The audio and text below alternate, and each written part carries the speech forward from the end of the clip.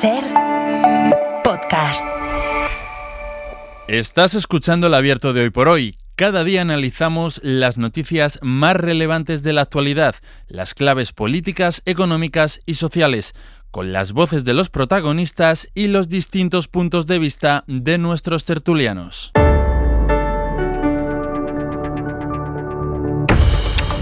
Tiempo para el análisis, tiempo para el abierto en esta mañana de martes y aquí acompañando en la mesa de debate Mariola Urrea. ¿Qué tal? Muy buenos días. Hola, muy buenos días. ¿Hoy estás en Bilbao? Sí, Egunon. Egunon, desde Radio Bilbao. Gonzalo Velasco aquí en Radio Madrid conmigo. ¿Qué tal? Muy buenos Hola, días. buenos días. Y en Radio Sevilla, Carlos Navarro Antolín. ¿Qué tal? Muy buenos días. Muy buenos días. Vamos a hacer una cosa que es empezar por lo que está siendo ahora mismo la imagen en directo en buena parte de las televisiones internacionales, y es que se va a producir una imagen sin precedentes en cuanto salga de su domicilio quien fuera presidente de Francia, Nicolas Sarkozy, para ingresar en prisión.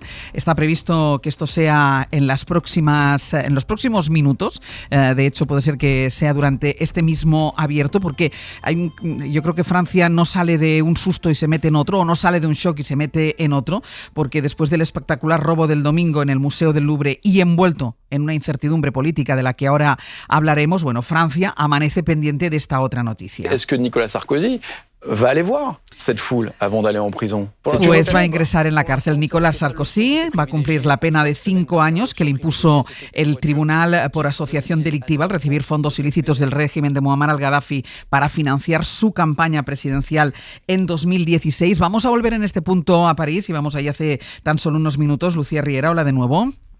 Hola, ¿qué tal, Ángels? Porque ahora mismo hay dos puntos de interés, dos focos de atención, que es la salida del domicilio de Nicolas Sarkozy y la puerta de esa cárcel donde va a ingresar el que fuera presidente de Francia.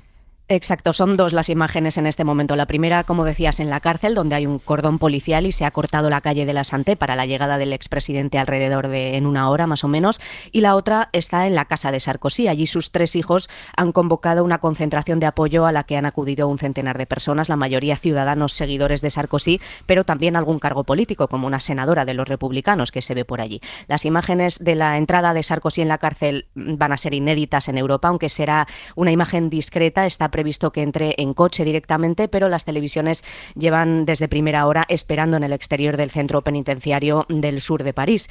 Y en las tertulias esta mañana no se habla de otra cosa, también de la polémica de las últimas horas, lo que contábamos hace un momento sobre la intención del ministro de Justicia de ir a visitar a su amigo Sarkozy a la cárcel. Esto teniendo en cuenta que Sarkozy insiste en su inocencia y que ha sido muy crítico con la justicia, pues plantea dudas sobre la presión a los magistrados. Pero es que además el presidente Macron le recibió el pasado viernes en el Elíseo. Sur Nicolas Sarkozy, j'ai eu des propos publics toujours très clairs sur l'indépendance de l'autorité judiciaire dans le rôle qui est le mien. Justificaba ayer así el presidente que es normal a nivel humano que recibiera a uno de sus predecesores en este contexto. Pues Lucía, quedamos a la espera. Decías tú que podía ser esto sobre las 9:30 aproximadamente. Nos pides paso tú en cuanto se produzca esa imagen. Eso es, hasta luego. Le veremos, gracias Lucía, le veremos primero salir de su domicilio y después esa llegada a la prisión de la Santé, que está en el distrito 14, está muy cerquita del cementerio de Montparnasse y de los jardines de Luxemburgo, es decir, que está en una zona muy reconocible de la capital francesa. Y decíamos que ahora mismo todas las televisiones internacionales, sobre todo las francesas, pero también el resto, estamos viendo la CNN, la BBC, están muy pendientes de esa salida de su domicilio del expresidente francés y de su ingreso en prisión. Y esta mañana, Bayo, ya en el repaso de prensa nos deteníamos en los análisis y en los comentarios que hay en la prensa francesa sobre todo. Donde, por ejemplo, la portada de Liberación muestra una imagen de Sarkozy contrariado en los últimos días y este titular, a la sombra, reflejando que el expresidente francés va a dormir hoy entre rejas por esa condena a 5 años de cárcel. En Le Figaro llevan incluso una infografía de cómo será la celda VIP en la que va a dormir Sarkozy durante los próximos 5 años. El expresidente, y recordemos también, exministro del Interior, conoce bien esa prisión de la Santé, la ha visitado siendo ministro de Interior, responsable de seguridad, y por tanto sus inquilinos le tienen ganas. Por eso va a dormir apartado de ellos, va a vivir apartado del resto de los presos en esa zona VIP, como decimos, en la prisión de la Santé, donde contará con una celda individual de 9 metros cuadrados. Puede parecer poco, pero para una celda, vivir solo y tener esa cantidad de espacio es mucho. Además va a tener ducha, televisión, nevera y 3 visitas de los familiares a la semana, en contra de la única visita que reciben la mayoría de los internos de ese centro reclusorio. Y en Le Secó cuentan cómo Sarkozy ha vivido el auge y la caída desde los palacios como los del Elíseo a la prisión de la Santé, un lugar viejo conocido para una figura política que en muchos casos, dice la prensa francesa, se ha visto enferma de ego y de poder político. Ahora vive su caída. Pues estaremos pendientes también de cómo recoge la prensa Bayo ese ingreso en prisión de Nicolás Sarkozy. Mariola, yo creo que estabas tú el día que hablábamos de la crisis de la Quinta República, a partir de todo el problema de la elección del primer ministro, de su dimisión, de la formación de un nuevo gobierno. Después de esta crisis política prácticamente sin precedentes, llegó ese robo al museo más visitado prácticamente del mundo, como es el Louvre, y ahora hoy veremos esa imagen inédita de un expresidente de Francia ingresando en la cárcel. La verdad es que es una imagen políticamente muy potente porque demuestra también algo que es evidente en los estados democráticos, que es que quien lo hace la paga, y que los sistemas judiciales obviamente no encuentran barreras para enjuiciar a alguien que ha tenido las máximas responsabilidades en la República, pero que obviamente si se detectan y evidencian pruebas de delito, bueno, pues acaban siendo enjuiciados y en este caso ingresan en prisión. Y sí, esto se suma, esta imagen políticamente muy potente, se suma a un poco a esa sensación de fin de etapa, ¿no? En Francia, y de debilidad del sistema político, del sistema de gobierno. Y también, bueno, pues dice mucho de un poco de las virtudes públicas, de la ausencia de virtudes públicas que acompañan mucho de sus gobernantes. Gonzalo. Sí, la verdad es que en un país que cuida tanto los símbolos, sobre todo con el actual presidente, esta coincidencia además con el robo del Louvre, y sin necesidad de hacer ese escarnio que hacemos a veces los españoles, un poco acomplejado con el país rico, ¿no?, vecino, pero realmente supone una verdadera metáfora de la decadencia de todo un modelo institucional y de todo el país en cierta manera, ¿no? Yo quiero recordar que Sarkozy fue, antes de que habláramos de populismo, fue un líder protopopulista, ¿no? Que supuso una ruptura muy clara con el modelo de liderazgo de la derecha francesa. Encarnaba personalmente primero la representación popular, porque no era un presidente, no era un candidato nacido de las grandes escuelas, como lo han sido casi todos o todos. Al mismo tiempo tenía ese aura de gran empresario, de emprendedor, de la Francia que trabaja, y todo lo concentraba en un carisma personal, en una retórica muy potente y en una escenografía que le encumbraba como líder casi absoluto, ¿no? De tal manera que también esto supone, bueno, una lectura sobre ese tipo de liderazgos que creen que el carisma sobrepasa o les inmuniza contra todo límite institucional, ¿no? De tal manera que, bueno, es una lectura histórica también a extraer de todo esto y cómo ese germen populista luego ha traído, bueno, pues otras consecuencias, ¿no? Carlos.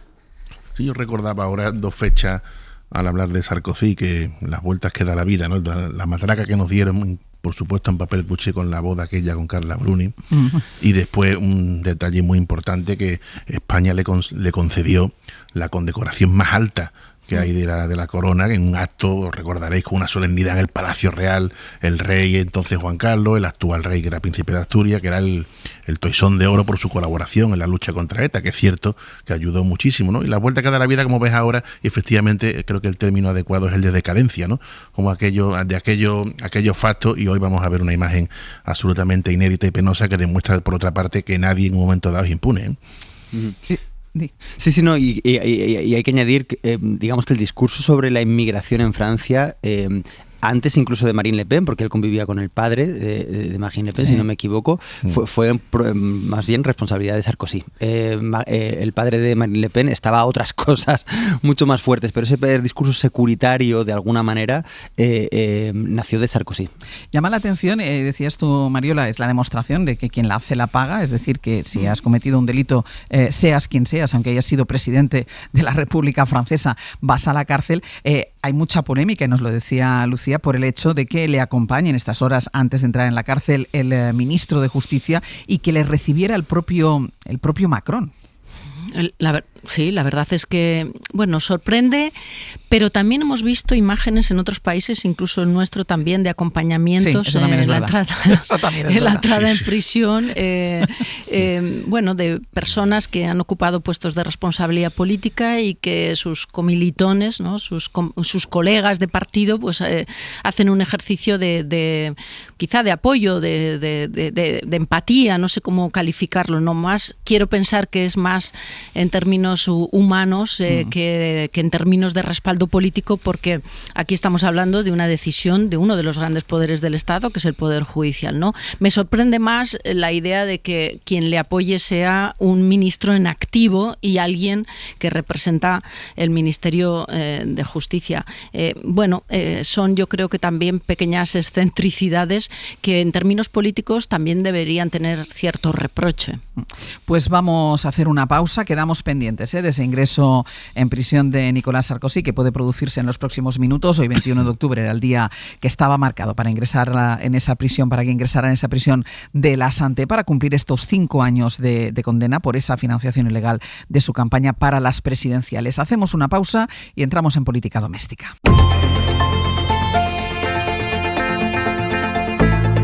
El Abierto. Ser Podcast.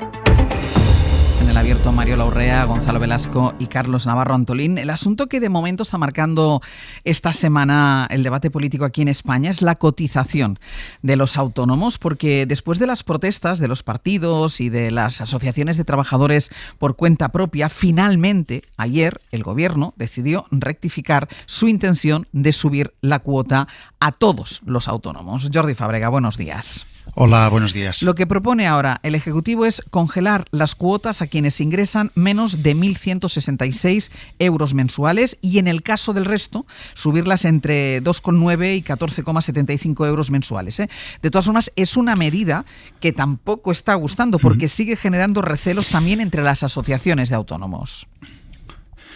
Aquí lo que hay que tener claro es que lo que hace el Ministerio de Seguridad Social es dividir la cotización de los autónomos en 14 tramos en función de lo que ingresa cada mes un autónomo. La nueva propuesta que puso ayer sobre la mesa el Ministerio incluye congelar la cuota de los 3 primeros tramos, es decir, aquellos autónomos que ingresen menos de 1.166,70 euros al mes pagarán en 2026 la misma cuota que en 2025 según esta propuesta. A partir de esa cantidad de 1.166 euros sí que va subiendo poco a poco la cuota entre 2 y 14 euros en el caso de aquellos autónomos que ingresen más de 6.000 euros al mes.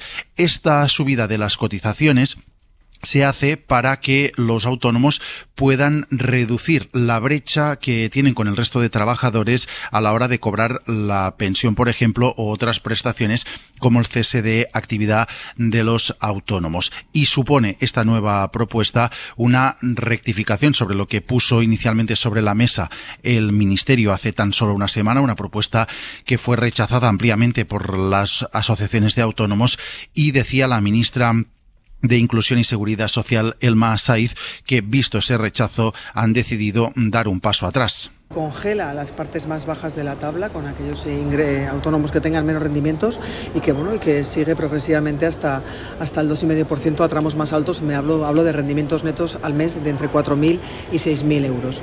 Es una propuesta que nace de la escucha al colectivo. Hay también que tener en cuenta otra modificación bastante relevante, que es que la primera propuesta, la que conocimos la semana pasada, incluía los cambios en las cuotas de los autónomos no solo para 2026, también para 2027 y también para 2028. Lo que se había hecho hasta ahora era una negociación, digamos, que afectaba a 3 años. La nueva propuesta, la que conocimos ayer, solo detalla la cuota de 2026, es decir, lo que hace también el Ministerio es cambiar, al menos en esta ocasión, para que la negociación sea anual y no cada 3 años, hasta llegar al objetivo de que en el año 2032 se cumpla lo que dice la ley, que es que los autónomos coticen y tengan una cuota en proporción a sus ingresos reales y no en función de un tramo de ingresos. Jordi, de todo este episodio lo que se deduce es que la propuesta que hace el gobierno, en este caso la ministra del ramo, Elma Said, la hace sin haber hablado previamente con los trabajadores, con los representantes de los trabajadores autónomos. Esto es precisamente lo que pasó la semana pasada. Se les hizo una primera propuesta en una mesa de negociación porque estas nuevas cuotas tienen que entrar en vigor a partir del 1 de enero. Cuando se negoció la última tramo, o sea, los últimos 3 años, las cuotas de los años 2023, 2024 y 2025, la negociación empezó con algo más de margen. Ahora no se ha puesto una cifra sobre la mesa hasta mediados del mes de octubre. Así que, digamos, el plazo de negociación con las asociaciones de autónomos es más breve, más corto que en la anterior ocasión. Por eso también la rectificación ha llegado más rápido, ha habido una semana. Ahora esta negociación veremos en qué termina, si las asociaciones de autónomos aceptan finalmente este planteamiento que les ha hecho el Ministerio, que afecta no solo a la parte de las cuotas de los autónomos, sino que también tiene afectación sobre la prestación por cese de actividad, por ejemplo. Y en teoría la nueva cuota debería entrar en vigor a partir del 1 de enero, así que, digamos, aún quedan algunas semanas para que pueda haber esta negociación entre el Ministerio y las asociaciones de autónomos. Jordi, gracias. Hasta luego. Claro, Carlos, aquí lo que llama la atención, escuchábamos a la ministra decir ayer, hacemos este cambio, esta rectificación, ella no utiliza la palabra, después de un proceso de escucha a los colectivos. Primero, recordemos que la propuesta que sale del Ministerio no es que no guste a los colectivos de autónomos, es que tampoco gusta ni a la oposición, evidentemente, pero ni a los socios de investidura ni a los socios de gobierno. Y dice, lo cambiamos después de un proceso de escucha con los colectivos de los trabajadores autónomos. A lo mejor hubiera tenido que ser al revés, que el proceso de escucha fuera antes que la propuesta.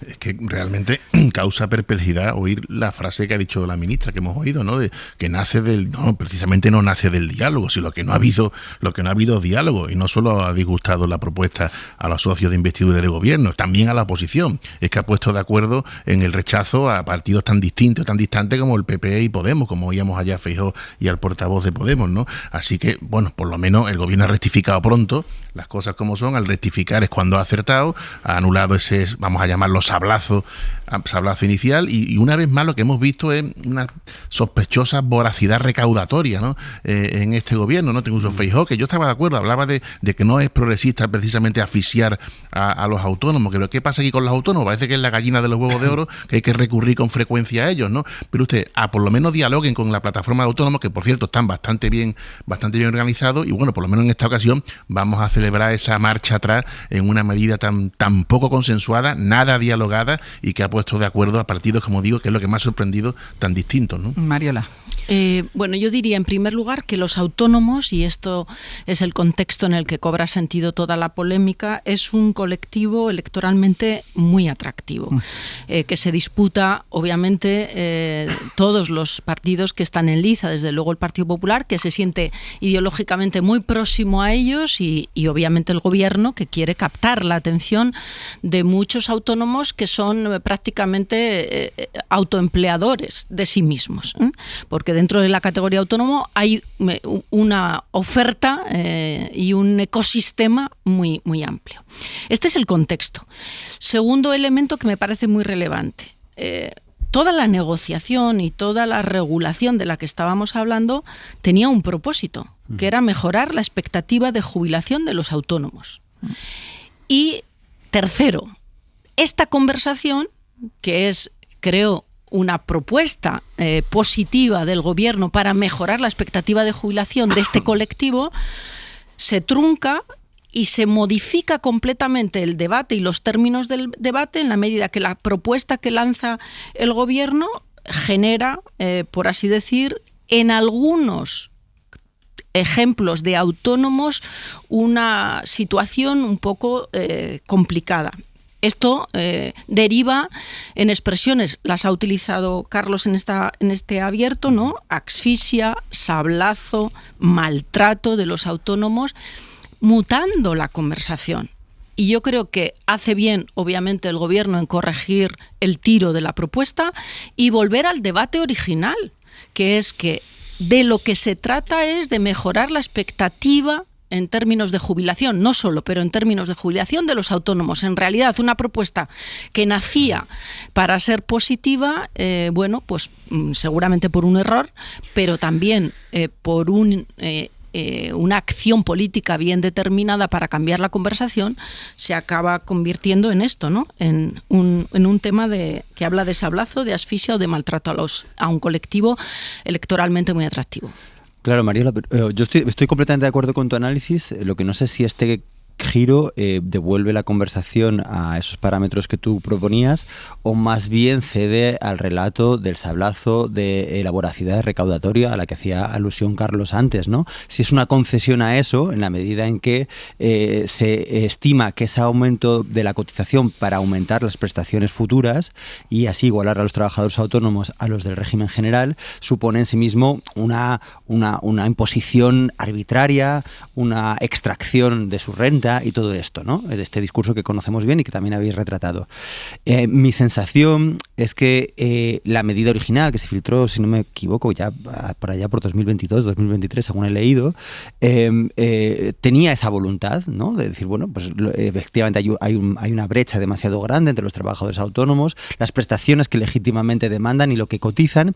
Vamos a proponer una manera de que esa cotización sea proporcional a esas prestaciones que legítimamente requieren, y sin embargo ahora parece que se cede al relato pues de ATA, que al final es el sindicato de los la patronal de los autónomos, muy conectada con la patronal general y muy vinculada en el diálogo con PP y Vox, y parece que se vinculan a esto y entonces dicen, bueno, pues no impongamos más cotizaciones, a ver si nos van a acusar de que tenemos una voracidad recaudatoria demasiado grande. Me parece que es un fracaso en las políticas reformistas y a la hora de hacer pedagogía sobre lo que significa contribuir. No me meto en las cantidades, no me meto en cuál debe ser la progresividad. Yo estoy a favor de la progresividad fiscal y no sé cuál debe ser. Podemos dice, por ejemplo, que se eliminen las cotizaciones a los autónomos que perciben menos del primer tramo, ¿no? Y por eso no les parece bien esto. No sé si esto es la medida buena o congelarlas, como ha dicho ahora el gobierno. Yo no sé cuál es pero me parece que el debate ahora mismo cede más a esa idea de toda cotización es mala que a la idea de las cotizaciones sirven para reforzar lo que nos viene del estado de bienestar. Por eso a mí me parecía interesante volver a la conversación, sí, el problema a los términos del debate inicial. El problema es si vuelve. Sí. Claro, pero yo por eso quiero enfatizar esto. Es decir, aquí había una demanda de los autónomos de mejorar sus expectativas de jubilación.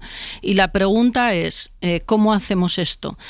Para llegar a ese propósito y a esa finalidad, obviamente las cuotas de cotización tienen que ser distintas a las que son ahora. Y ahora discutimos cuáles son esas cuotas de cotización. Y discutimos si la propuesta inicial del gobierno es progresiva o no, si esta rectificación que hemos conocido se aproxima más a esa idea de progresividad que no es que solo la defiendas tú, Gonzalo, y yo, por supuesto, sino que es una idea constitucionalmente establecida. O si, como tú mismo apuntabas, si la propuesta que incluía sumar, digamos, encaja mejor en esta idea, eliminando, digamos, a una parte de esos colectivos de autónomos de sus obligaciones de cotización.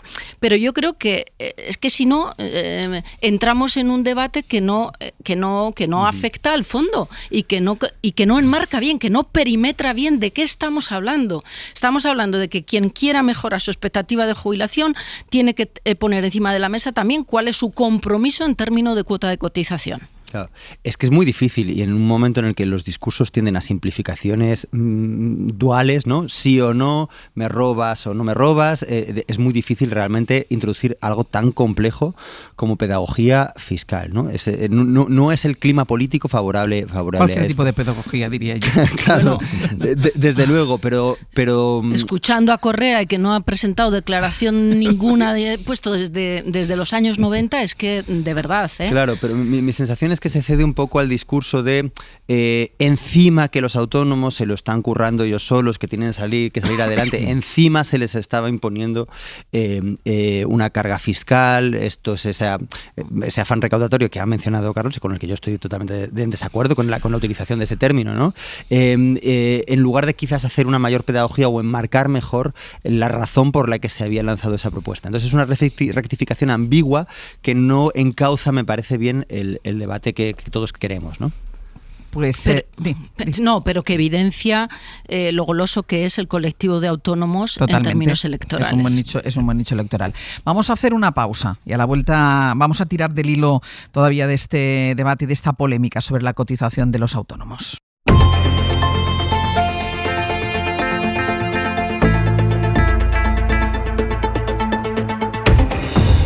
Abierto Mario Urrea, Gonzalo Velasco y Carlos Navarro Antolín. Les decía que íbamos a seguir tirando del hilo de la polémica de la cuota de los autónomos, porque ayer contábamos cómo en el Partido Popular hay varones que le piden a su líder, Alberto Núñez Feijóo, que ignore a Vox y que se centre en las críticas al gobierno en materia económica, en gestión. Claro, la rectificación del gobierno sobre las cuotas de los autónomos es buena materia para este tipo de oposición que está pidiendo un sector del Partido Popular, pero el tema de la inmigración parece que le sigue tirando demasiado al PP, esa pugna que mantiene con Vox por esta materia parece que sigue siendo caramelo para algunos dirigentes del Partido Popular y lo visto en las últimas horas lo demuestra, porque ayer el gobierno valenciano tomó por bandera otra vez el tema de la inmigración con una proposición de Vox para hacer estadísticas que distinguen si los ciudadanos son nacionales españoles o si son inmigrantes. Radio Valenciana Talents, buen día. Buen día, Ángeles. Por ejemplo, el objetivo de estas estadísticas que apoya el Partido Popular a iniciativa de Vox es saber cuánto van al médico los que ellos llaman nacionales y cuánto los inmigrantes, cuánto aportan al estado del bienestar, cuánta sangre donan unos y cuánta sangre donan otros, cuánto faltan al trabajo, todo desglosado según la nacionalidad. Sí, es la propuesta para el Plan Estadístico 2025-2028, que se realicen estadísticas diferenciadoras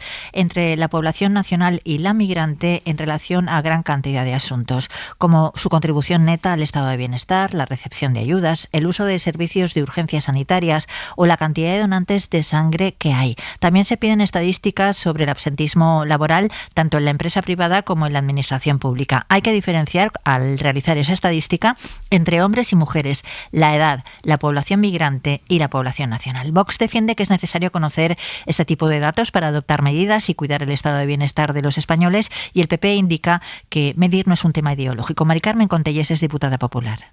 Es bueno que todos tengamos la información, ninguna información resta, al revés, suma para que luego podamos tomar decisiones los políticos como corresponde. La información no resta, la información es información. Y la oposición opina que es la rendición total del Partido Popular a la ultraderecha, que se vulneran totalmente los derechos humanos. Es la opinión de José Díaz, diputado socialista. Eso no es transparencia, es ideología del odio con sello institucional. Este nuevo plan también tiene que hacer estadísticas sobre asuntos taurinos y sobre el uso del valenciano y otras lenguas en las grandes ciudades de la comunidad. Ana, gracias. De nada. Hablamos de la Comunidad Valenciana, pero no es la primera propuesta de Vox en esta dirección a la que se suma el PP. Julia Molina, buenos días. ¿Qué tal, Ángeles? Buenos días. Recordamos, por ejemplo, en Jumilla se suma el Partido Popular a Vox, se sumó en su momento para evitar celebraciones religiosas de musulmanes en un polideportivo. Propuso algo parecido a lo de Valencia en otros lugares y su medida estrella es ese examen para conseguir la nacionalidad, sacarse un B2 de español y saber lo suficiente de historia y de cultura de país, como propuso Alberto Núñez Feijóo. Sí, esas últimas medidas forman parte del plan migratorio que presentó Feijóo hace solo una semana, en el que evidenció el endurecimiento de su discurso con el visado por puntos o propuestas para dificultar el asilo, el arraigo o la obtención de la nacionalidad.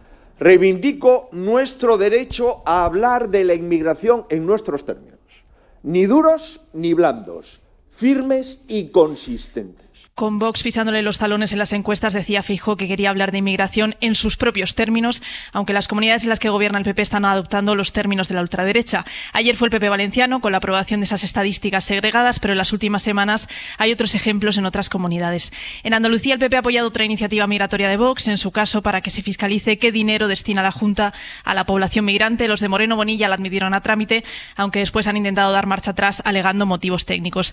En Baleares han apoyado una propuesta de la ultraderecha para deportar a menores migrantes, y en Murcia y Cantabria hicieron lo mismo hace unos meses. También a nivel nacional, el PP ha hecho suya una iniciativa de Vox. Han apoyado en la Comisión Mixta del Tribunal de Cuentas que el órgano fiscalice el gasto que destinan las administraciones a la inmigración. En este caso, a diferencia en Andalucía, matizan que es el gasto a la inmigración ilegal.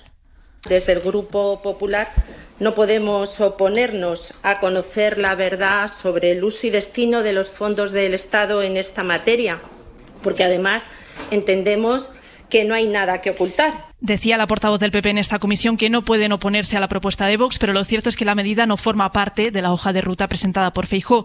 El líder popular, decíamos, pide marcar perfil propio, pero a la vez su partido acepta estas concesiones a los de Abascal en materia migratoria, pese a que el expresidente José María Aznar dijo ayer en una entrevista en El Confidencial que el discurso de la ultraderecha con la inmigración le resulta xenófobo. Julia, gracias. A vosotros. Y no parece que tengan mucho éxito esos varones del Partido Popular o ese sector del Partido Popular que pide a la dirección centrarse sobre todo en las críticas a la gestión, la crítica económica. Ahora mismo, insistimos, la polémica que hay en torno a la cotización de los autónomos era munición que podía aprovechar y aprovechó brevemente el Partido Popular, pero inmediatamente saca la pata la otra parte, esa parte del Partido Popular que quiere competir con Vox a pesar de lo que dicen las encuestas. Y el tema de la migración, yo entiendo que en este caso, Gonzalo, es demasiado goloso como para que renuncie el Partido Popular. Sí, es tremendo. Lo que pasa es que, claro, cada deslizamiento del discurso implica una suerte de paso más adelante en la evolución de su xenofobia institucional, porque yo creo que esto es lo que es. Tengamos mucha consideración sobre lo que se está proponiendo. Se está proponiendo sustituir la idea básica de la igualdad de derechos, en la que uno no tiene que demostrar como si estuviese bajo sospecha el derecho a ser tratado con dignidad, por una moral de la sospecha, en la cual hay una distinción simbólica, es decir, el Grupo Nacional exige a quien es migrante que demuestre si merece ser tratado con dignidad, si merece estar aquí, ¿no? A través de un mecanismo supuestamente neutral, estadístico, pero que no implica un conocimiento para mejorar ninguna política pública, sino al contrario, para generar esa exclusión mediante un mecanismo de visibilidad selectiva, ¿no? Por lo tanto, se normaliza así una especie de política de la humillación.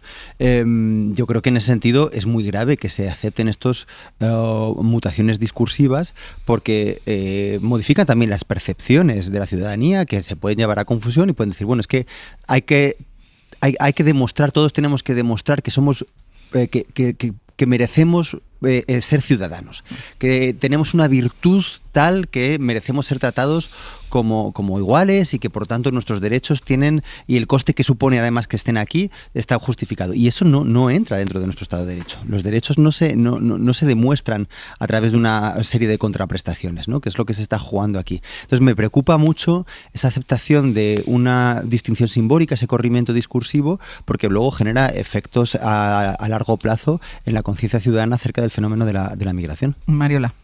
El Partido Popular ha entrado de hoz y coz en un concepto que es el nacionalismo del estado de bienestar o sobre el estado de bienestar, que es una corriente que estamos importando de otros países y que yo creo que es corrosiva para lo que es la propia convivencia y también para la calidad democrática. Cuando el Partido Popular presenta hace unas semanas o hace apenas unos días el Plan Nacional sobre Inmigración y la califica de legal, ordenada y mutuamente beneficiosa, ya apunta maneras sobre el encuadre que quiere darle a esta aproximación a la inmigración. Yo quiero señalar que las estadísticas que pretenden segregar a la población y clasificarla entre nacionales o migrantes son una prueba evidente de lo que es políticas xenófobas. Podemos prestarle más o menos atención a la cosa, podemos darle más o menos gravedad a la iniciativa, pero creo que abrimos la ventana o la puerta, me da igual qué cosa, para que entre y cale esa idea de nacionalismo del estado de bienestar, que viene a decir las políticas públicas y las prestaciones sociales, primero para los nacionales, sí, y luego, ya si caso, ya veremos. Y acabo con dos elementos. Hay dos políticas públicas que detraen muchos recursos económicos. Uno es la política pública de sanidad y la otra es la educación. La ley orgánica que regula los derechos y las obligaciones de los migrantes en España ya determina y perimetra bien qué derechos tienen los migrantes en relación con estas dos políticas públicas, que no son idénticos a los derechos que tenemos los nacionales. Pero es que además hay otro elemento, otra pata vertebral del estado de bienestar, que son todo lo que tiene que ver con las prestaciones sociales, muchas de ellas competencias de ayuntamientos, de las comunidades autónomas y también del ámbito nacional, donde es razonable que quien consume estas prestaciones sociales sean población frágil, y entre la población frágil está desde luego los migrantes, algunos en situación regular y otros en situación irregular. Cuidado, por lo tanto, por donde penetra esta idea del nacionalismo, del estado de bienestar, que, insisto, es corrosivo para la convivencia, corrosivo para la calidad democrática y, desde luego, una prueba evidente de xenofobia. Carlos. Yo creo que ya a esta altura nadie puede dudar que el gran logro de Vox es haber metido este tema en la agenda a marcha martillo. ¿No? Hace 2-3 años la inmigración no estaba en las prioridades o los temas de preferencia, de preocupación de los españoles, y ahora un día sí, el otro también, pues estamos hablando de un asunto, porque además es fundamentalmente, no solo hay un partido, no solo Vox, que no se nos olvide nunca Alianza Catalana y sus peligrosísimos discursos, ¿no? Que sin ningún tipo de medias tintas, además, por cierto, pero estamos hablando de este tema que he oído una dirigente de Vox decir que la información nunca resta. Claro, la información nunca resta, pero puede ser utilizada torticeramente, y en esa información también podríamos decir que hay 3 millones de inmigrantes contribuyendo a la seguridad social, cotizando y contribuyendo, por tanto, al sistema de pensiones y a tantas cosas que, si los quitáramos de un plumazo, a ver dónde íbamos ahí con muchos de los servicios, ¿no? El PP queda situado en un terreno muy difícil, el terreno difícil, por decirlo rápidamente, entre el papel es para todo y las expulsiones, una zona media en la que va a ser cada día más difícil estar. ¿Por qué? Porque le está continuamente tirando un partido como Vox, que le está muchas veces llevando a endurecer. Después vuelve Feijóo, que yo no tengo duda de que el PP sea un partido que en ningún caso, por ejemplo, apuesta por devoluciones masivas, ni muchísimo menos en absoluto, pero está continuamente amenazado a su derecha por el que sería, insisto una vez más, su aliado natural. Pero de aquí a que sean unas elecciones, no digamos si se acaba la legislatura, quedan todavía 2 años, vamos a ver muchos vaivenes de este tipo, en un tema muy delicado y muy grave, en el que, otra vez insisto, el PP está en el terreno más difícil. Déjame que pedía la palabra Gonzalo, pero 2 cosas. Me tengo que ir a publicidad, pero antes ha salido ya de su domicilio. Escuchamos cómo lo está narrando la televisión francesa. Justement, vis-à-vis d'un quasi monarchique, disait Laurent Salvin. Televisión que está siguiendo prácticamente el recorrido que está haciendo Nicolas Sarkozy desde su casa a esta cárcel de la Santé. No ha sido una salida discreta, ha salido, se ha acercado al público que estaba allí concentrado, les ha dado las gracias, y ahora está en ese vehículo, en ese recorrido, escoltado por la policía, que le está llevando a la cárcel de la Santé. Con varias motos, es lo que este sonido corresponde a la imagen en directo. Son varias motos de varios canales de televisión que van siguiendo precisamente a ese vehículo de Sarkozy hasta que llega a la cárcel. Está retransmitiendo la televisión en directo este trayecto desde el domicilio de Nicolas Sarkozy, desde donde ya ha salido el que fuera presidente de Francia, hasta esa cárcel donde ingresará. Vamos a hacer una pausa y a la vuelta nos iremos en directo a París para que Lucía nos cuente exactamente qué es lo que está pasando.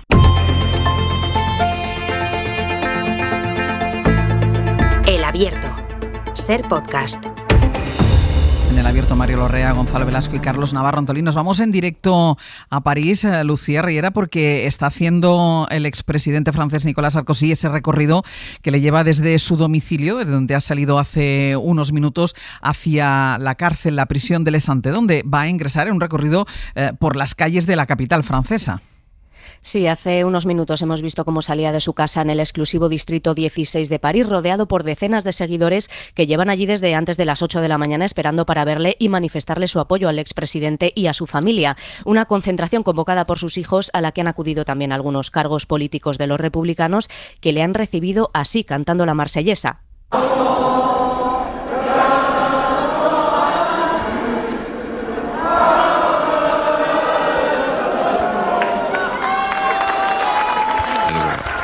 Sarkozy ha salido a pie de la mano de su mujer Carla Bruni y se ha acercado a saludar a la gente antes de meterse en el coche. Está a punto de llegar, como decías, a la prisión de la Santé. Es uno de los pocos centros habilitados para acogerle con la seguridad que requiere un ex jefe del Estado, y por eso va a estar en régimen de aislamiento durante los días que pase en la cárcel, que podrían no ser muchos. Su abogado ha confirmado esta mañana en BFM TV que van a presentar hoy mismo su petición de libertad. Sauf la volonté de le maintenir coûte que coûte en détention, non juridiquement. Contando el plazo medio estudio de examen de estas solicitudes calcula que estará 3 semanas más o menos en la cárcel, porque recordamos que la condena a 5 años es todavía recurrible.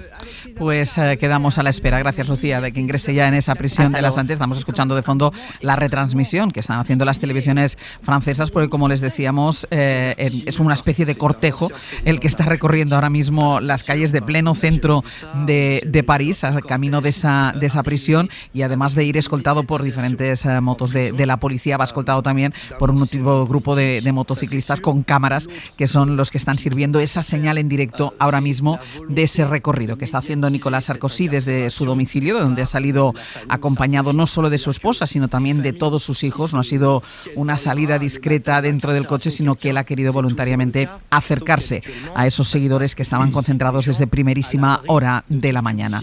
Camino pues de la cárcel, de la prisión de la Santé, ya el expresidente francés Nicolas Sarkozy. Y ya por ir cerrando el asunto de la inmigración, del papel de cómo el Partido Popular está comprando toda la agenda migratoria de Vox, y ahora con esta última iniciativa en la Comunitat Valenciana de hacer estas estadísticas por separado, dependiendo dónde ha nacido quién, qué servicios utiliza, si dona sangre, si hay más absentismo laboral. ¿Querías hablar? Sí, dos cuestiones. Una, que en muchos momentos históricos el conocimiento se ha utilizado de una manera equivocada como herramienta de poder, de sumisión y como avanzadilla del totalitarismo, ¿no? Y en este caso lo vemos con el discurso de la transparencia. La transparencia tiene como función que los vulnerables puedan controlar y auditar a los poderosos, y no al contrario, no que los centros de poder puedan controlar, evaluar y juzgar la dignidad de los ciudadanos. Y creo que se está dando una inversión muy peligrosa. Y en segundo lugar, ya a nivel organizativo, solo a llamar la atención de cómo el Partido Popular se disuelve por sus extremos y por los motivos de su éxito. Es decir, es el momento en el que el Partido Popular tiene más poder autonómico. Y sin embargo, su doctrina se disuelve precisamente en las comunidades en las que tiene éxito y gobierna, ante la amenaza de que esas mayorías no se puedan renovar sin Vox o que dependan de Vox, ¿no? Entonces vemos cómo es una doctrina, la fijada en un congreso que acaba de celebrarse, que se va diluyendo poco a poco a golpe de exceso verbal de Vox. Mariola. Este nacionalismo del bienestar, que la literatura académica ya califica como chauvinismo del bienestar, no niega el estado de bienestar ni niega la importancia y la utilidad de las prestaciones sociales. Lo que hace es mover, reconfigurar las fronteras morales. Sí. ¿A quién se le concede o a quién tiene derecho a estas prestaciones? Y utiliza dos conceptos, que es la pertenencia y el merecimiento. De ahí que sea perfectamente perceptible en los documentos del Partido Popular cómo ha comprado esta teoría que viene de la ultraderecha, pero que ha permeado en la derecha cuando habla de un plan nacional del PP legal para una migración legal, ordenada y mutuamente beneficiosa. Bien, esta teoría del chauvinismo del bienestar ha llegado para quedarse, y para mí no es tan problemático el análisis de la misma ni cómo está permeando en la derecha, sino cuál va a ser la respuesta que arme la izquierda, porque esta teoría puede ser para algunas clases sociales atractiva, y yo creo que la pregunta es cómo va a contrarrestar este chauvinismo del bienestar la izquierda. Pues déjame que prolongue un poco la reflexión con otra cuestión que le ha dedicado además Gonzalo Las Claves esta mañana, y que también me parece muy pertinente en este debate sobre la política, porque estos días les estamos contando los fallos sistemáticos del cribado de cáncer de mama en Andalucía. Ya saben que a partir de ese episodio que dejó en vilo a más de 2.000 mujeres y de otros casos que vamos descubriendo, el Ministerio de Sanidad pidió información a todas las comunidades sobre los cribados. Bueno, se supone que para comprobar si funcionan, si no funcionan, dónde hay problema y dónde no lo hay. Mariola Lourido, buenos días. Hola de nuevo, Ángeles. Bueno, pues ya hay cuatro comunidades del Partido Popular que han dicho que no van a entregar esta información sobre los cribados al gobierno. Prefieren que Sanidad no tenga esos datos, y dos de ellas, y ahí volvemos, Madrid y la Comunitat Valenciana, acusan al Ministerio de querer manosear su trabajo. Sí, la verdad es que las comunidades del PP van al choque con el gobierno con un asunto tan delicado como los cribados del cáncer. Madrid, Valencia, Murcia y Andalucía, con su grave crisis de las mamografías, ya le han comunicado por carta a Sanidad que no le van a remitir toda la información que les pidió hace casi 15 días a todas, ¿no?, sobre la cobertura y eficacia de los programas de detección del cáncer de mama, de colon y de cérvix. Entre otras explicaciones, señalan que es una competencia exclusiva de las autonomías. El tono más duro lo usan los gobiernos de Ayuso y de Mazón. Acusan a la ministra de hacer partidismo con la salud pública y de fiscalizar y manosear maliciosamente su trabajo. Mónica García les contesta exigiendo lealtad y transparencia. Que la comunidad diga que no va a ser transparente y que no va a ser leal con sus ciudadanos y ciudadanas a la hora de aportar datos porque se están manoseando los datos es una prueba clara del manoseo de datos. Necesitamos saber esos datos para saber en qué está fallando cada sistema de salud, y la realidad es la siguiente: hay comunidades y hay regiones que ponen interés y recursos en los programas de prevención y eso salva vidas, y hay comunidades que no. Y el nuevo consejero de Andalucía no manda ni los datos ni su plan de choque a Sanidad, pero sí quiere que la ministra convoque una reunión extraordinaria del Consejo Interterritorial del Sistema de Salud para analizar la situación de los cribados oncológicos y toda la estrategia del cáncer. Mariola, gracias. A ti, hasta luego. Pues aquí se da la paradoja, porque escuchábamos a una portavoz del Partido Popular apelar a la transparencia a la hora de pedir esas estadísticas dependiendo de la nacionalidad sobre el uso del bienestar, de todo aquello que nos pertoca como ciudadanos, y en cambio ahora la transparencia no les parece buena idea a la hora de ceder al gobierno central o pasar al gobierno central los resultados de los cribados. Y tú hacías una reflexión que me parecía muy interesante en las claves, te decía Gonzalo, porque al final esto todo recae en el descrédito de la política.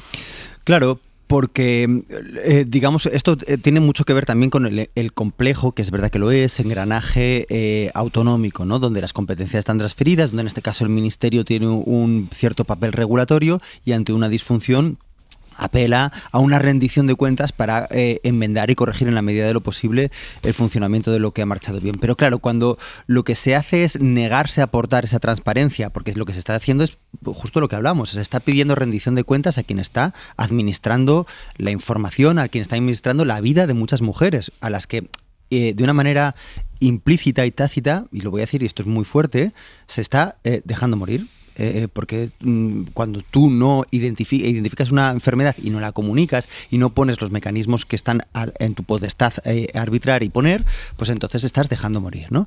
Bueno, ¿qué es lo que pasa entonces? Pues que se genera una confusión de niveles de responsabilidad que es absolutamente deliberada, que es muy común, ¿no? En la Comunidad de Madrid, por ejemplo, lo vemos muchas veces, cómo se imputa siempre al gobierno central la responsabilidad de lo que no funciona bien en Madrid. Ahora mismo se está haciendo lo mismo en Andalucía, ¿no? Se genera, por lo tanto, una especie de infoxicación, una confusión informativa, como cuando estás ante un trilero que te esconde la bolita, ya no sabes muy bien de quién tiene la responsabilidad y lo que genera es un agotamiento hacia toda la administración en general. Consecuencia, pues las estadísticas son claras, ayer se comentaron en esta mesa y en otras, ¿no? Efectivamente, el PP puede que pierda la mayoría absoluta, aunque todavía está ahí, pero el bloque de derechas no disminuye nada. Es decir, ese malestar no se vehicula a quien defiende de una manera explícita el estado del bienestar, sino que se vehicula hacia quien está contra todo, está contra el Estado, está contra la administración, o que arbitra, o que ese discurso del welfare chauvinismo del que hablaba ahora Mariola, ¿no? Carlos. A mí no me hace gracia ni que el gobierno andaluz se retrotraiga a los gobiernos donde estaba María Jesús Montero para quitarse cierta responsabilidad del asunto grave que ha pasado, ni tampoco me hace ni mucho menos gracia que la ministra, en mi opinión, trate de hacer o mantener, estirar el chicle, o abrir una disputa, una nueva beta política con este asunto tan delicado. No me gusta ni lo uno ni lo otro, porque yo creo que no hace falta ser un analista muy sesudo para ver cuáles son las intenciones de la ministra, que si de verdad tiene un interés sano, lo que debería hacer efectivamente, que para eso existe el Consejo Interterritorial de Salud, y reunir a todos los consejeros, no lanzar una propuesta que evidentemente las comunidades autónomas han dicho lo que tenían que decir, que son competencias exclusivas de ellas, que las gestionan ellos. Aquí ha habido un error grave un error de un asunto muy delicado, un error también de comunicación. Fíjense si se han rendido cuenta que ha dimitido a la consejera de Salud. Se ha nombrado en el caso de Andalucía, porque es el que hablo porque estoy aquí, a un consejero de una eficacia probada hasta ahora en situaciones delicadas, que veremos, a ver, vamos a darle 3 meses con la mejor buena fe para que pueda desenvolverse, y vamos a esperar que este error no se repita más en otros cribados, que es lo que no quiero ni pensar. Así que yo creo que aquí hay que ser muy responsable, muy cauto y esperar un poquito a ver cómo evoluciona esto, y dejarse de tanta historia política con segundas intenciones, que yo al menos no me gusta nada, repito, ni lo uno ni lo otro. Mariola. Yendo del caso particular a la teoría general, yo creo que es importante insistir en la idea de que España es un Estado compuesto y complejo. España se organiza territorialmente mediante un sistema que tiende a lo federal, aunque esta palabra sea para muchos españoles todavía una palabra maldita, y creo que la relación y la solución a muchos de los problemas pasa por dar cumplimiento a 2 principios. Uno es el principio de cumplimiento de la ley, y lo hemos visto cómo hay comunidades autónomas insumisas a la ley, y podemos citar la ley del aborto como un ejemplo, y podemos citar la ley de vivienda como otro ejemplo. Y el otro gran principio que implica una cultura federal de la que carece este país y que tenemos gran margen de mejora es el principio de cooperación leal entre las administraciones. Y aquí, en el caso de las estadísticas de sanidad, al hilo de esta problemática de Andalucía, yo creo que se ve de una manera particularmente explícita, ¿no? Cómo las comunidades autónomas, o algunas comunidades autónomas, apelando al ejercicio de su competencia, se niegan a una cooperación leal con el Estado, que tiene también competencias en relación, por ejemplo, con la dimensión estadística y la capacidad para recopilar una información que es válida, que alguien puede interpretarlo como un arma arrojadiza política, pero que tiene un interés, obviamente, para mejora de las políticas públicas. En definitiva, creo que damos prueba evidente de cómo nuestro Estado es un Estado territorialmente compuesto, y sin embargo, en lo que es la vocación y la cultura federal, pues en muchas ocasiones damos prueba de hacer aguas.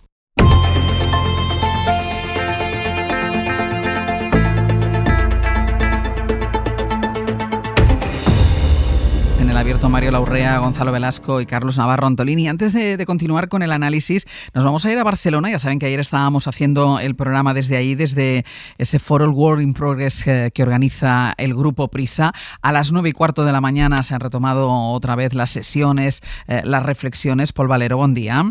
Buen día, sí.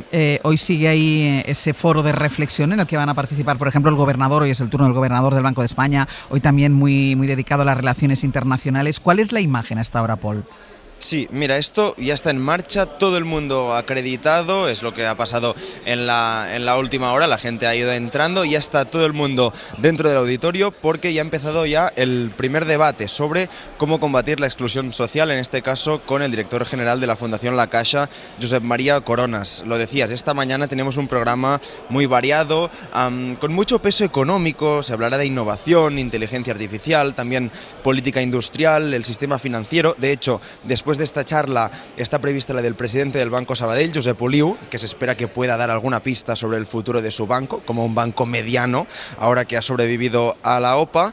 Y también en clave internacional intervendrá el ex primer ministro francés, Édouard Philippe, y también escucharemos al presidente del Barça, Joan Laporta, hablando sobre política y deporte, cosa que ha generado mucha expectación aquí en la sala de prensa. Hoy somos muchos, porque también han venido todos los compañeros de deportes, que también se hacen notar aquí en la sala de prensa, esperando a que hable Laporta. Y otra cosa importante, desde primera hora, aquí hay mucha seguridad, un control muy exhaustivo. ¿Por qué? Porque el rey Felipe VI también estará aquí hoy, será el encargado de cerrar el programa de esta mañana con su discurso. Ya después por la tarde se retomarán las charlas con el conflicto Israel y Palestina como uno de los temas destacados. Hoy terminará ese Work in Progress, Paul. Gracias. A vosotros. Vamos a la espera de todo lo que se diga ahí en ese foro que termina hoy. Y vamos con otro de los asuntos destacados de las últimas horas, porque hay novedades, ya saben, en el caso Ábalos. El Supremo ha citado a declarar como testigos al exgerente del partido y también a una trabajadora de la Secretaría de Organización del partido para aclarar esos famosos pagos en efectivo al exministro José Luis Ábalos. Isa Vega, buenos días. ¿Qué tal? Buenos días. Lo que quieren aclarar los investigadores es el descuadre que han encontrado en los pagos que los socialistas entregaron a la justicia y cómo tanto Ábalos como Koldo se negaron a declarar, se acogieron a su derecho a no declarar ante el juez. Bueno, pues ahora el magistrado lo que hace es citar a estos dos trabajadores para ver si a través de ellos sí consigue más información. Eso es, ya comentábamos la semana pasada que los investigadores tendrían que buscar en otro sitio las respuestas que no habían dado ni Ábalos ni Koldo sobre cuestiones tan concretas como ese funcionamiento de los reintegros de gasto en metálico en el PSOE. El juez considera necesario esclarecer este asunto porque en las conversaciones intervenidas se mencionan retiradas de fondos en la sede de Ferraz por esos reintegros de gasto que no aparecen en la lista de pagos que aportó el PSOE en el Supremo. Así que llama al que era gerente en la época, Mariano Moreno, que puede explicar cómo funciona el sistema, y también cita como testigo a Celia Rodríguez. Ella es la trabajadora de Ferraz que aparece en algunas conversaciones como la responsable de materializar esos reintegros de gasto, la persona que entregaba los sobres. Y es de interés porque podría arrojar luz sobre esos descuadres entre lo que se hablaban entre ellos y lo que efectivamente consta como reintegrado tanto a Ábalos y a Koldo. Y sobre todo porque, a falta de explicaciones, la OCU incluye esas cantidades sin respaldo documental en ese universo de efectivo no justificado que habrían estado manejando tanto el exministro como su asesor, y esa es la razón de fondo por la que el juez ve necesario aclararlo. ¿Para cuándo están previstas estas declaraciones? Esto es el 29 de octubre, la semana que viene, y van con 2 horas de diferencia como testigos al Tribunal Supremo. Isa, gracias. A vosotros. Una nueva citación judicial que afecta al Partido Socialista, que por su parte resta importancia, le quita importancia a esta citación, a este asunto. Guillermo Lerma, buenos días. Hola de nuevo, Ángeles. Porque lo que dicen en Ferraz es que esta citación no implica sospechas sobre el partido, porque estos trabajadores acuden a declarar como testigos y no como imputados, y además el Partido Socialista reitera que va a colaborar, lo viene diciendo desde el principio del caso, que va a colaborar con la justicia y que no tiene nada que ocultar. Sí, insisten los socialistas en que pueden explicar tanto la mecánica utilizada para pagar esos gastos de representación como los descuadres que observa el juez entre las conversaciones de los investigados y los datos que aportó el partido al Supremo. Ferraz dice, por tanto, que habrá colaboración absoluta con el Supremo y con la Comisión de Investigación del Senado, que es donde han sido citados los gerentes y la trabajadora de la Secretaría de Organización, y lo que tienen previsto detallar, según las fuentes consultadas, es que en el PSOE no hay ninguna caja B, como insinúa el PP. Recuerdan que de lo que se está hablando en todo momento es de entregas de dinero auditado, justificado y que se pagaba para cubrir los gastos que generaban Koldo y Ábalos como responsables del área de organización. No hay ningún indicio o conversación que apunte a la entrada de dinero en la sede socialista para nutrir esa supuesta contabilidad alternativa de la que hablan en Génova. El partido reconoce los gastos que se liquidaban en efectivo. Dicen que han sido ellos mismos los que han revelado esa documentación aportándola al juez, pero aseguran que ese dinero salía de las cuentas bancarias, que se puede detallar la trazabilidad. El PSOE niega, por tanto, el relato que intenta instalar el PP de un descontrol en el manejo de dinero en efectivo, y se apoyan también en los mensajes de la propia trabajadora de Ferraz que aparecen en el informe de la UCO, cuando Celia Rodríguez habla de que no le gustaba tener dinero en efectivo en el cajón de la sede socialista. Eso demuestra, dicen en el PSOE, que no se solía manejar con la facilidad con la que habla el Partido Popular. En cualquier caso, lo que intentan trasladar desde el PSOE es tranquilidad. Dicen que es lógica la citación tanto del exgerente Mariano Moreno como de la trabajadora de la Secretaría de Organización, y recuerdan que han sido citados como testigos y que nadie les imputa nada por ahora. Guille, gracias. Hasta luego. Hace una semana, hoy es martes, ¿no? Sí, hace una semana exactamente entrevistábamos al presidente del gobierno, Pedro Sánchez, le preguntábamos directamente por si había habido financiación irregular del Partido Socialista. Fue contundente en la respuesta: no ha habido financiación irregular, pero es verdad, Mariola, que hay ese descuadre en esas cuentas y esos pagos en efectivo Más allá de los sobres, que uno puede entender que sean sobres con dinero en metálico, con gastos que sí se han justificado, sea de taxi, sea de comidas, pero sí que es verdad que en las cuentas se detectan un descuadre que alguien tiene que explicar. Efectivamente, y desde ese punto de vista es razonable que en el procedimiento judicial se cite para tomar esas declaraciones al gerente del Partido Socialista y obviamente a esta trabajadora que formaba parte de la estructura de la Secretaría de Organización, y habrá que esperar a que ellos emitan la información que consideren pertinente en sede judicial y veremos cómo esto evoluciona dentro de un proceso que hay que acumular evidencias para luego poder sostener una acusación, porque hay que recordar que estábamos todavía en términos procesales en la fase de instrucción. Por tanto, el juez está recabando información e indicios que le permitan o no sostener luego una acusación. Aunque el Partido Popular ya dé por hecho que hay financiación irregular del Partido Socialista. Carlos. No, lo que hay son lo que hay hasta ahora evidente es el descuadre. La clave es qué dimensión tienen esos descuadres, ¿no? Y si pudiera, no hay elemento definitorio ahora mismo de que haya una financiación ilegal, ni tampoco podemos descartarla, ¿no? Las cosas como son, sobre todo porque hay un pájaro que es Aldama que sigue por ahí administrando con cuentagotas la información. Ayer volvió a dar otras cifras, algunas muy grandes, ¿no? Pero claro, no se sabe dónde está el dinero, y yo creo que el juez, al hacer estas citaciones que son muy relevantes, está intentando apuntar a dónde puede estar el enredo y seguir la pista del dinero, ¿no? Las citaciones son importantes porque Ábalos y Koldo no hablaron, claro. y estos citados nuevos son testigos, tienen que decir la verdad, con lo cual el juez está buscando la pista descaradamente del dinero, y la clave es si lo hay o no lo hay. El descuadre es evidente que ya lo hay, ahora si lo hay y de cuánta dimensión. Claro, corroborar un poco lo dicho, o sea, son indicios que ameritan una investigación, que ameritan una rendición de cuentas hacia ese sistema de gestión de los gastos del Partido Socialista, pero no son indicios que permitan arrojar la sospecha de una financiación ilegal sistemática, como si se hubiese encontrado un cuaderno con iniciales. Claro, que llama la atención que el Partido Popular utilice este argumento, casi que parece que lo hace por experiencia, ¿no? Entonces no sobredimensionemos, porque que no se sepa si hay algo más no justifica que se arroje la sospecha, ¿no? Entonces, bueno, con prudencia, pero evidentemente la investigación tiene que seguir. Y otra cosa, claro, se mezclan mucho en el imaginario colectivo estas investigaciones con las mordidas que efectivamente pues parece que de las que se beneficiaban a Ábalos y Cerdá. Que esto esté conectado con una financiación ilegal parece que de momento no hay ninguna conexión y parece que es difícilmente demostrable, ¿no? Entonces, sencillamente hay que mantener la prudencia informativa y controlar la narrativa, porque se va a inflamar. Que no es fácil, ¿eh? No es fácil controlar porque la narrativa, porque tú decías ahora mismo, el Partido Popular, quizá por experiencia propia, porque ellos lo han vivido, pero ahí hubo una libreta, había unas anotaciones, se veía clarísimo, y aquí lo que hay de momento es un descuadre, que es evidente, y luego unos sobres con el logotipo del Partido Socialista, donde se ve que hay dinero metálico dentro. Pero vamos a ver qué da de esas declaraciones. Dejadme que os cuente ya lo último, y es que yo no quiero perder el foco en algo que está siendo noticia estos días, que no está resuelto, pero que tiene un enorme impacto, sobre todo un enorme impacto en la comunidad educativa. Es esa noticia del suicidio de esa niña de 14 años, después de que sus padres avisaran al colegio de que estaba sufriendo acoso en el centro escolar. Radio Sevilla, Natalia Perales, buenos días. Buenos días. Parece que los padres notificaron esa situación al colegio. El colegio se llama Las Irlandesas de Loreto.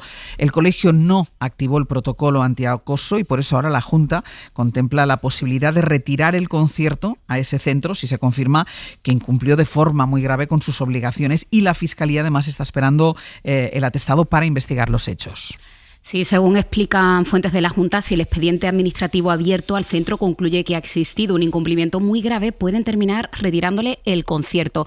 Esto al margen de la vía judicial, porque la Fiscalía de Menores de Sevilla abrió un expediente de reforma juvenil en cuanto reciba el atestado policial para establecer quiénes han acosado a Sandra y qué edad tienen, porque deben determinar si existe responsabilidad penal de acuerdo con la ley del menor, que la establece a partir de los 14 años. Por otro lado, han abierto un expediente de riesgo para supervisar la actuación de los responsables del centro, las irlandesas de Loreto, para estudiar si han podido cometer algún delito por no aplicar el protocolo anti-bullying. Eso por una parte. Y por otra parte está el ambiente que ahora mismo rodea al colegio. Hay pintadas en las paredes, se han llenado de pintadas, algunas de apoyo a las víctimas, otras de odio, de amenazas a las presuntas autoras. Incluso hace unos días, Natalia, algunos desconocidos lanzaron objetos, lanzaron huevos, lanzaron piedras sobre el patio infantil. Pues sí, Ángels, el día a día del colegio es difícil de llevar para todos. Hace solo una semana que una de sus alumnas, Sandra, de 14 años, se quitaba la vida por este presunto caso de acoso, y al dolor por la tragedia se ha sumado estos días la alarma creada. Le reciben a los alumnos pintadas en los muros del centro, algunas con los nombres de las 3 supuestas acosadoras, al igual que han publicado algunos perfiles en las redes sociales. A los alumnos les están acompañando sus padres con preocupación en sus caras, tienen miedo de lo que pasa no solo dentro, sino también fuera del centro. Dentro, las clases siguen mientras aún no se han depurado responsabilidades por lo ocurrido, y fuera, sus hijos se han visto incluso señalados por llevar el uniforme del colegio y han sido insultados algunos de ellos. Unos desconocidos, como decía, tiraron piedras el viernes y huevos al patio de infantil, el que tiene los muros más bajos, y un grupo de policía se turna para garantizar la seguridad. La dirección del centro incluso ha emitido un comunicado para pedir cautela mientras se desarrolla la investigación y que cesen las conductas violentas. Natalia, gracias. Hasta ahora. Es difícil de concebir que con lo que se sabe ya del acoso, con lo que se intenta trabajar para evitar el acoso, el colegio no activara en ningún momento el protocolo tras las denuncias, los padres dicen que las hubo, tras las denuncias de los progenitores de la niña que acabó suicidándose, de que su hija estaba sufriendo acoso en ese colegio. Hoy por hoy noticias. Ser podcast. Es como nunca te acostarás sin saber una cosa más. Qué historia más curiosa. Qué bueno lo que ha contado Páramo ahora. Pepe Rubio, Sergio Castro, buenos días. Buenos días. Venga, pues ahora vosotros contadnos cosas interesantes también. Pues cosas interesantes tenemos. A partir de las 10 en el Comando Norte, por ejemplo, Nacho Carretero y Aitana Castaño van a acompañar a la periodista Raquel Villaécija, autora del libro La Vergüenza, la crónica del juicio sobre el caso Pelicot. Recordarán los oyentes la espeluznante historia de Giselle Pelicot, violada por su marido y a la que este drogó durante una década para que al menos 50 hombres se abusaran de ello en uno de los juicios más mediáticos y duros de la historia judicial de los últimos años, contados por la periodista que más tiempo ha pasado en el juicio, con Raquel Villaécija, que nos acompaña esta mañana. Muy bien. Bueno, y en mis experiencias nos vamos hoy a Valencia para conocer sobre las 10:30 a Mamen García. Tiene 78 años, es actriz, compositora, cantante, pianista y autora del jingle publicitario de Mercadona, que todo el mundo ahora mismo le estará sonando, ¿no? Ah, sí, ¿de la canción? Sí, la de Mercadona. Vale. Bueno, pues después nos metemos en un jardín con Eduardo Barba. Hacemos un viaje fascinante a las raíces de las plantas, o a cómo se comportan dentro de una maceta, o cómo, si tienen espacio, se alimentan bien y son convenientemente regadas, empiezan a generar esa vida que tanto nos enorgullece a los dueños. Hoy las raíces. Las raíces, cómo agarran, ¿no? Vale. Qué bonito. Y lo más bonito es que llamen oyentes. Eso siempre es importante. Eso es muy importante para Eduardo Barba. 900-100-800, 900-100-800, para cualquier duda que tenga que ver con el jardín o con las plantas. Sí, pondremos punto y final al programa con 15 minutos de fama. Martín Bianchi va a contarnos lo que a él le parece en la publicación de las prometedoras memorias de Isabel Presley. Es que ya solo Martín Bianchi y Isabel Presley en la misma frase, que Dios nos asista. Además, también vamos a comentar el reencuentro de la familia real en Oviedo a raíz de los premios Príncipe de Asturias, o la renuncia del hermano del rey Carlos III de Inglaterra, el príncipe Andrés, tras sus reiterados y ya conocidos escándalos. ¿Sí? ¿Son conocidos? Y yo creo que hasta probados, ¿no? Vale. Venga, pues todo esto hasta las 12:20 de la mañana, que nos queda todavía ratito de radio. Mariola Urrea, Gonzalo Velasco, Carlos Navarro Antolín. Hasta la semana que viene. Adiós, un abrazo. Adiós. Para no perderte ningún episodio, síguenos en la aplicación o la web de la SER, Podium Podcast o tu plataforma de audio favorita.